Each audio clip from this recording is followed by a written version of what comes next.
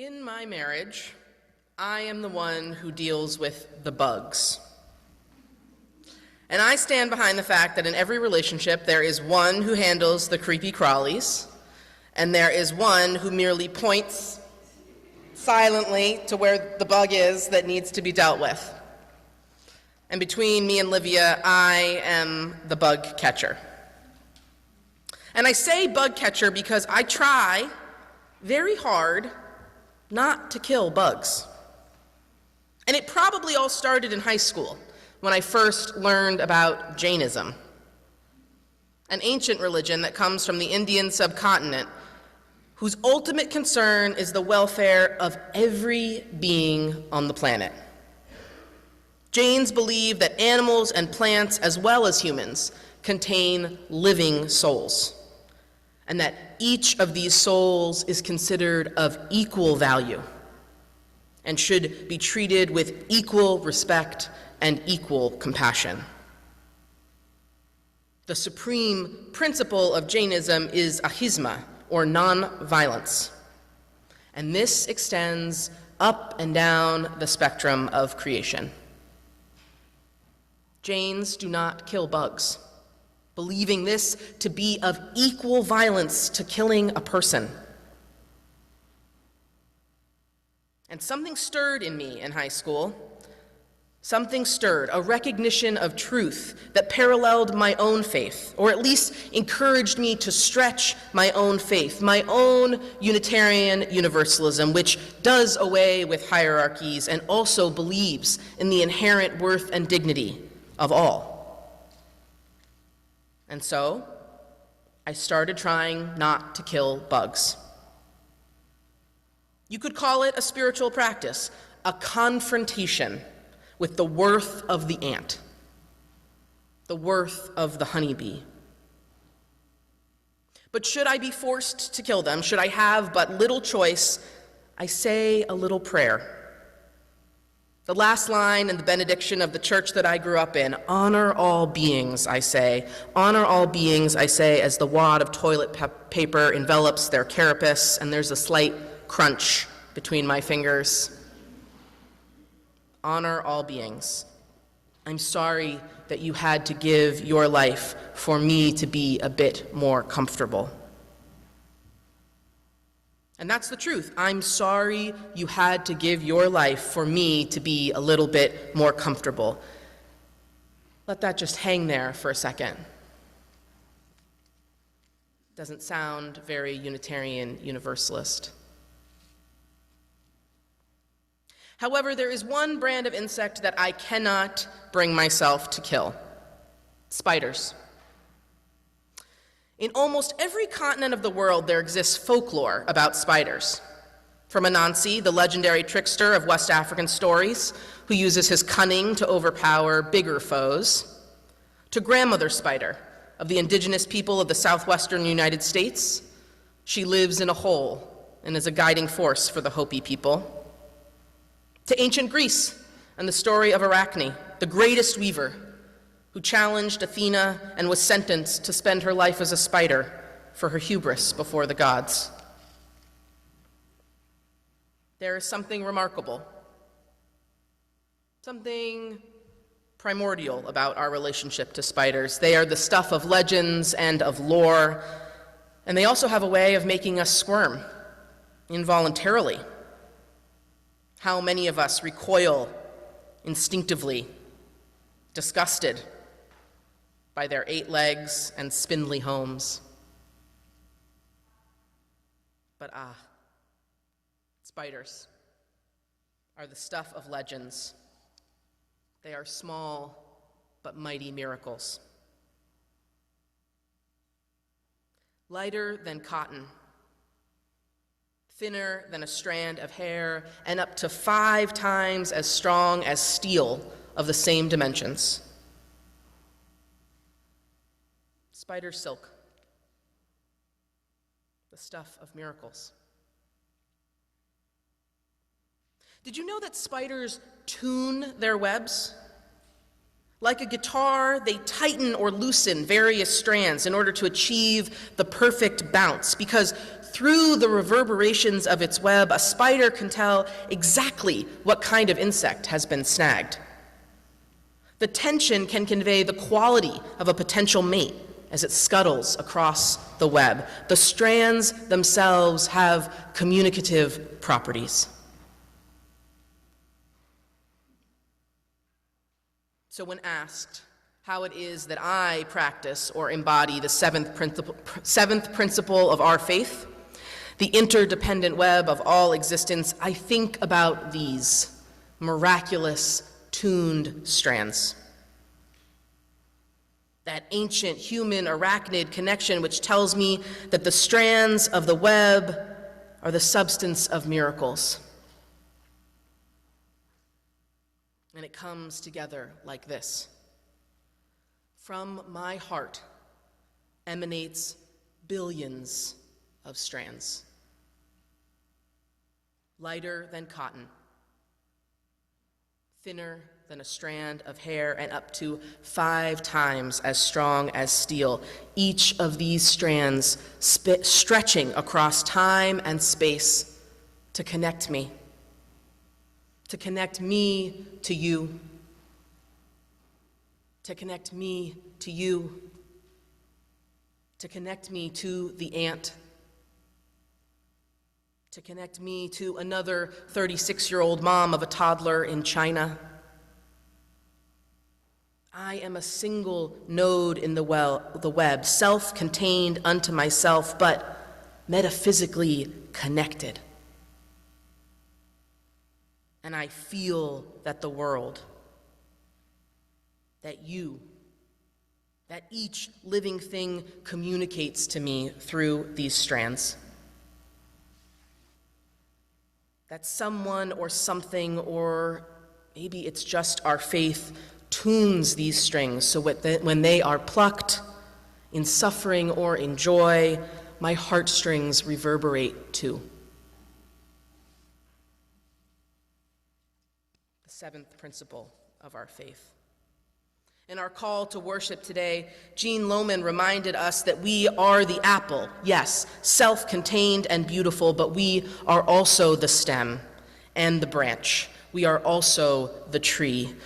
Our choir sang, we are all a part of one body, and we need each other to survive. The apple needs the stem, just as the branch needs the roots, which needs the bark, which needs the soil and the sun. Yes, we are but a single self-contained node, but no, we do not do it alone. We do not exist wholly unto ourselves. Reverend Bumbau shared his take on the fall from grace, the moment when humanity veered off course, away from Eden, and living as we were intended, and it wasn't a woman, it's never the woman, or the apple, it was the back scratcher. The moment when we created an instrument which separated ourselves from the truth of our connection. The moment when we created a device which meant we didn't need to ask, we didn't need to offer. When we deprived ourselves of a confrontation with the truth of our interdependence, a confrontation with the worth of the other. To return to Eden, we must embrace our connections and confront our interdependence. We must live fully attuned to the plucking of our heartstrings. We must live and work and pray and love and eat and teach and learn and listen and speak and rest and dream as if there are a billion strings bursting forth from our hearts, lighter than cotton, thinner than a strand of hair, stronger than steel, which bind us. To the babies born today at Penzi, to the cousins searching for food in Gaza, to the uncles in Haiti, the aunties in the Congo, to the spider at the corner of the cabin, to the mayor, Ms. Sherelle Parker of our city. These connections are a blessing and a burden.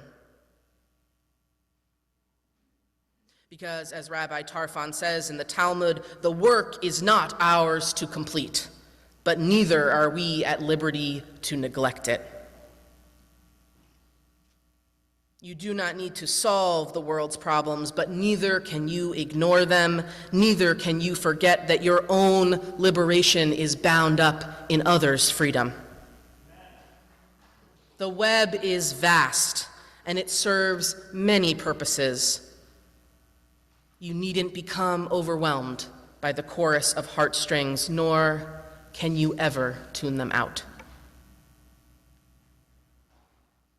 We are bound to one another by a feather-light invisible string with the strength of steel, and like the trickster Anansi, who plays both the protagonist and the antagonist in Ghanaian legend, the web of which we are a part, it is a home that sparkles with dew. But it's also a tool of death. The web of which we are a part, which we cannot extricate ourselves from, it is a blessing and a burden. A reminder that we are very much not alone, never alone. Part of something larger and majestic, but also connected forever to the pain and the rupture, to the devastation we have wrought on one another and our planet. What does that mean for the lives we live? What does it mean for the very purpose of being human? What does it say about nature and the possibility of God? What is it exactly that we owe one another? Knowing that we are all connected and woven into a single garment of destiny. Unitarian Universalism tells us in our covenantal faith that it is not a profession of what we believe.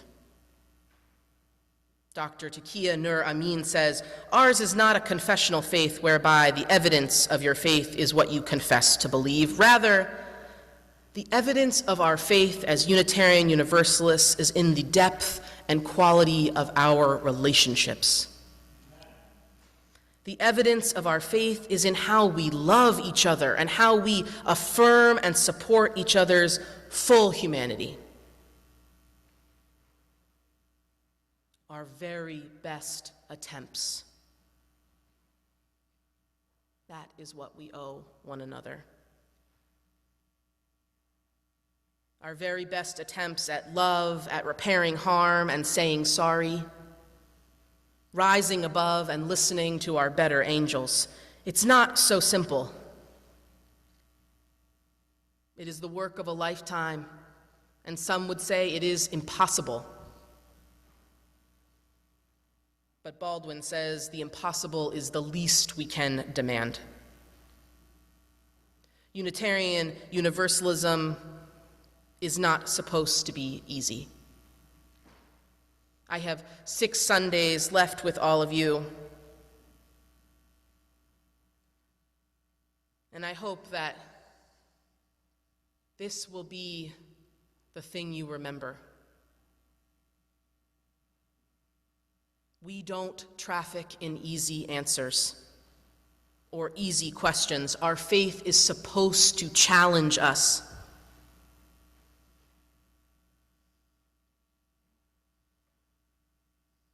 We are supposed to change. We are supposed to see the way we are implicated in it all, to stare into the face of another and call it beloved, not a stranger. To see the miracle of the spider as an indication that we too are miracles, and perhaps we hold gently the possibility of a larger force at work. I don't mind if the next time you see a spider, you think of me. But I hope that you will marvel at the intricate design which calls forth the billions of strands emanating from my heart and your heart and his heart and her heart and their heart, which binds us up together inextricably and forever. So may you know yourself as an apple. May you see and feel the stem and the tree unto which you belong. May you rest in the supple tension of the web which holds us all, and may you call yourself beloved. May you embrace big questions and let go of easy answers. May you repair the strands of connection when they fray, and may you see yourself in the majestic miracle of being alive in such a time as this. May it be so, and amen.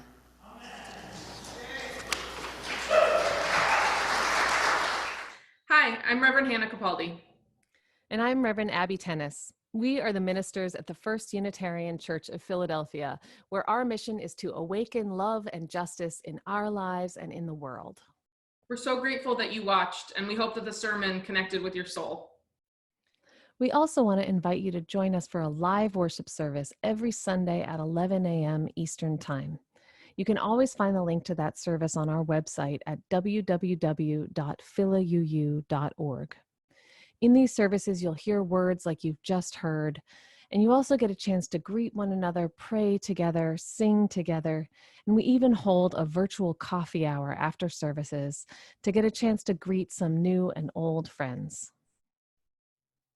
If you want to support the mission of this community and you feel moved to give, you can do so by going to the website that Reverend Abby just mentioned. You can find that link below, or you can text 215-709-5095 and follow the prompts to give.